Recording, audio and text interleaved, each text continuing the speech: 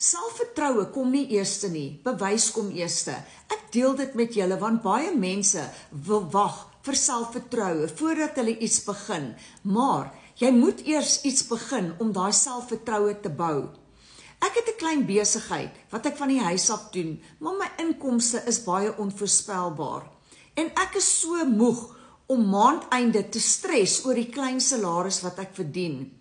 Ek moet ook eendag aftree, maar my pensioenfondse is te klein en ek moet ekstra geld verdien om my pensioenfondse aan te vul. Gelukkig het ek 'n program gevind wat 'n eenvoudige program is wat ek dollars aanlyn kan verdien. Ek was so bly toe ek hoor al wat ek nodig het is 'n selfoon en wifi en ek het nie eens ondervinding nodig gehad om te begin nie.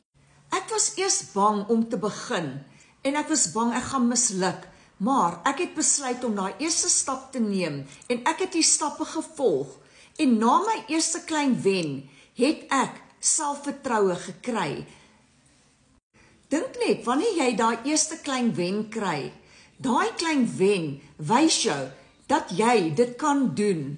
Dit verander alles en jy begin glo in jouself.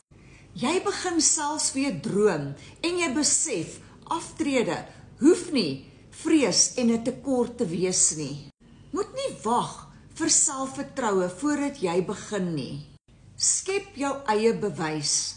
As jy meer wil uitvind van hierdie program wat ek volg, comment vir my of WhatsApp vir my begin en ek stuur vir jou al die inligting wat jy nodig het.